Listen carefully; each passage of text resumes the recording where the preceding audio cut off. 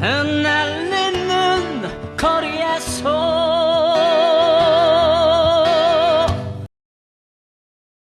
그날 새벽 서울의 한 조용한 골목에는 설명할 수 없는 정적이 흘렀다. 겨울의 공기는 차갑게 얼어붙어 있었고 가로등 불빛조차 희미하게 떨리는 듯 보였다. 그곳에서 한 시대를 울리고 웃겼던 목소리가 갑작스레 영원한 침묵에 잠겨버린 것이다. 1996년 1월 6일 대한민국은 충격적인 소식을 접했다.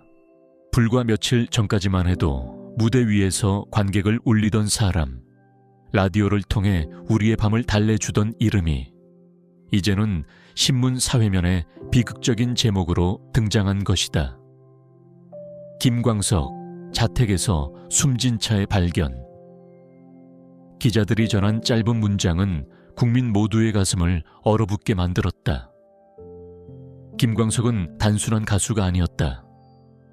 그의 노래는 누군가의 젊은 날의 기억이었고 누군가의 첫사랑의 배경 음악이었으며 또 다른 누군가에게는 위로 그 자체였다. 특히 이등병의 편지, 서른 즈음에 사랑했지만 같은 곡은 수많은 청춘들의 눈물과 한숨을 담아내며 세대를 초월한 공감의 언어가 되었다. 그랬기에 그의 갑작스러운 죽음은 음악계의 손실을 넘어 사회 전체의 상실감으로 번져갔다. 그러나 시간이 지나면서 사람들은 단순히 슬픔에만 머물지 않았다.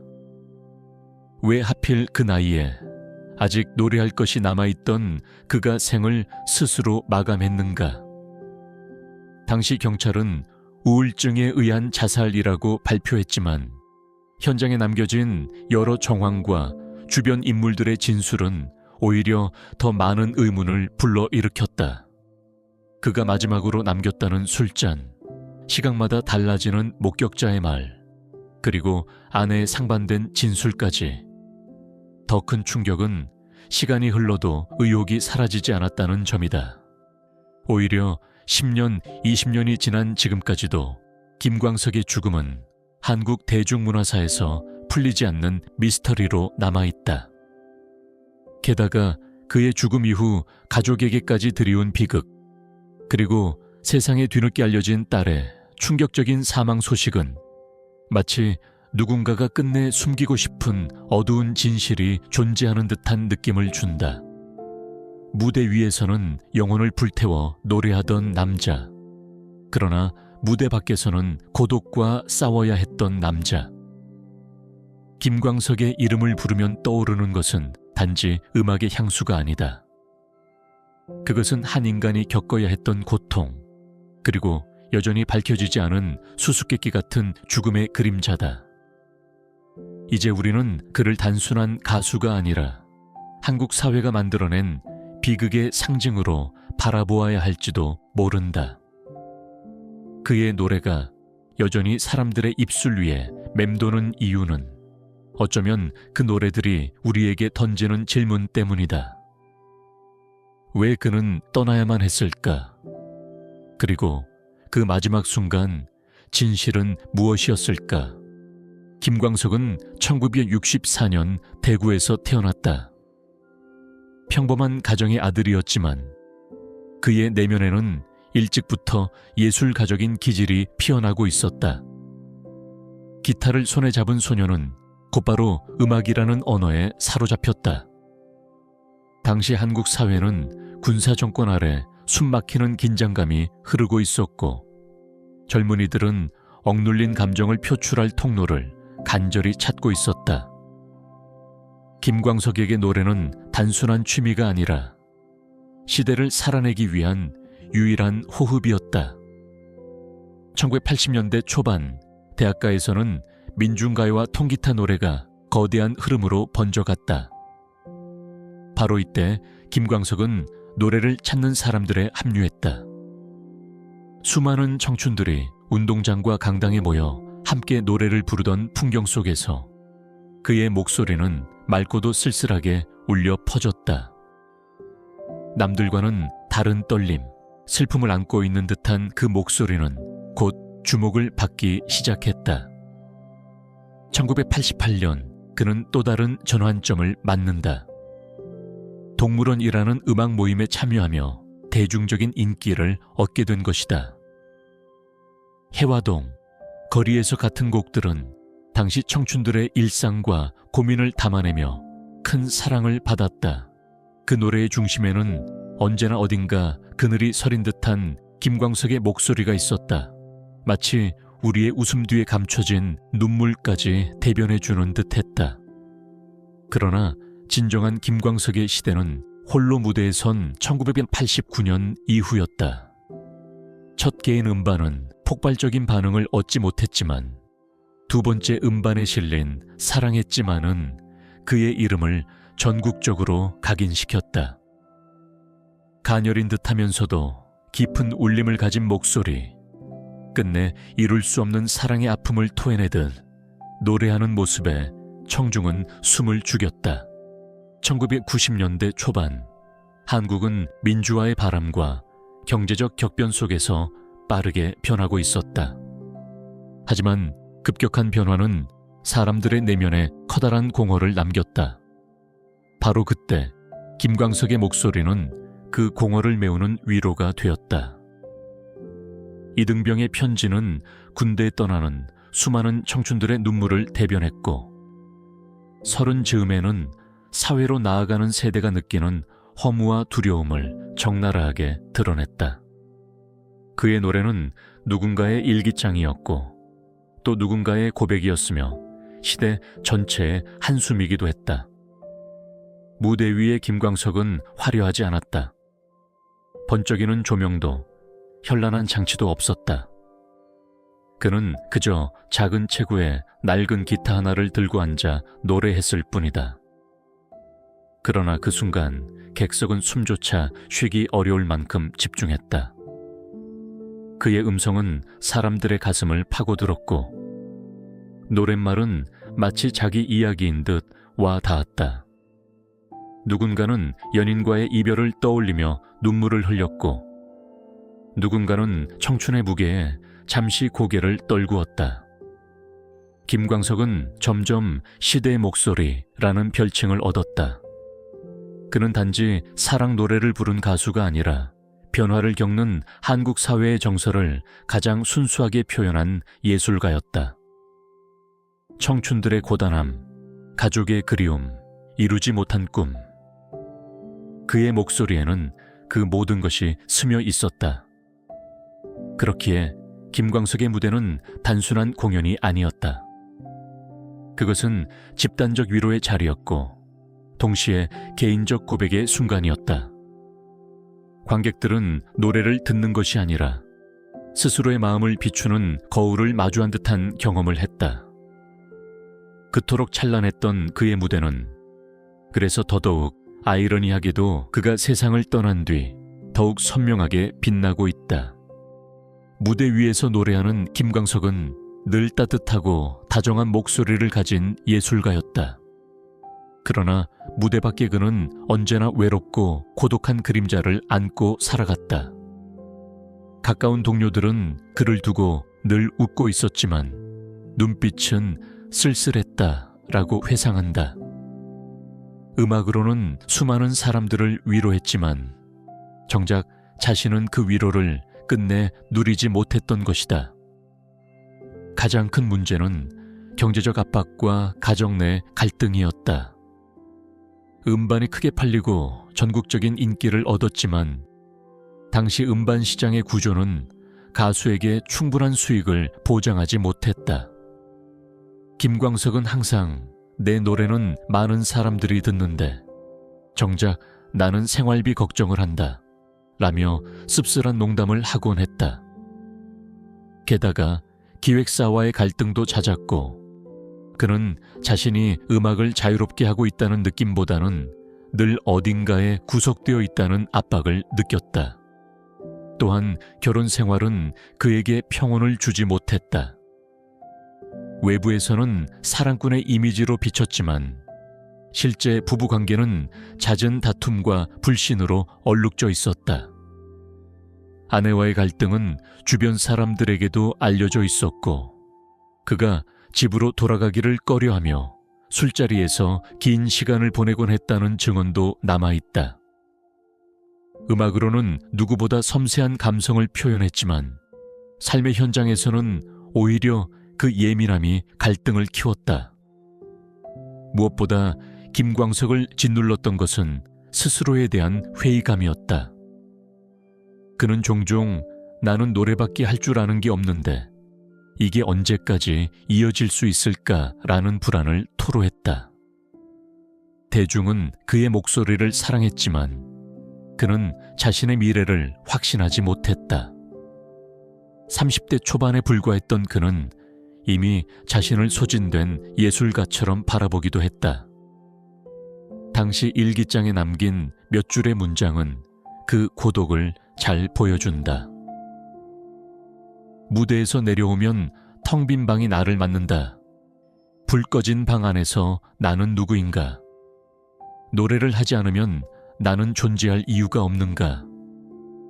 이 글귀는 훗날 그의 죽음을 두고 해석될 때마다 사람들을 더욱 안타깝게 만들었다. 심리적 불안은 술과 담배에 의존하는 생활로 이어졌다. 그는 무대 전에는 항상 긴장에 시달렸고 무대 뒤에서는 술잔으로 마음을 달랬다. 동료들은 그에게 전문적인 상담을 권유했지만 그는 내 고통은 누구도 이해하지 못한다며 고개를 저었다. 예민한 예술가로서의 자의식은 그를 더욱 외로운 섬으로 몰아넣었다. 대중이 기억하는 김광석은 늘 기타를 안고 노래하는 청춘의 상징이었다. 하지만 그의 내면에서는 서서히 고독과 불안이 깊어지고 있었다. 사람들은 그의 노래를 들으며 위로받았지만 정작 그는 그 노래 속 고통을 자신의 현실로 짊어진 채 살아야 했다. 그 아이러니한 현실이 결국 그를 파국으로 이끌었던 것은 아닐까. 1996년 1월 6일 새벽 서울 송파구의 한 아파트. 차가운 겨울 공기 속에서 한 통의 신고 전화가 경찰과 119 구조대로 향했다. 남편이 숨을 쉬지 않는다. 전화를 건의는 김광석의 아내였다. 구조대가 현장에 도착했을 때 김광석은 이미 의식을 잃은 상태로 방 안에 쓰러져 있었고 목에는 굵은 끈 자국이 선명히 남아 있었다. 경찰은 즉각 현장을 봉쇄하고 조사를 시작했다. 공식 발표는 극심한 우울증에 의한 자살이었다. 책상 위에는 술잔이 놓여 있었고 전날 지인들과의 술자리에서 평소보다 깊이 취했다는 진술도 있었다. 그러나 현장을 목격한 일부 지인들은 석연치 않은 점들을 지적했다. 끈의 매듭 위치, 발견 당시의 시간, 아내의 진술이 조금씩 달랐기 때문이다. 언론은 국민 가수의 비극이라는 제목으로 그의 죽음을 대대적으로 보도했다. 신문 한 면에는 김광석 32살의 나이에 세상을 떠나다라는 문장이 크게 실렸고 방송 뉴스에서는 그의 생전 무대 영상과 함께 애도의 음악이 흘러나왔다. 전국은 충격에 휩싸였다.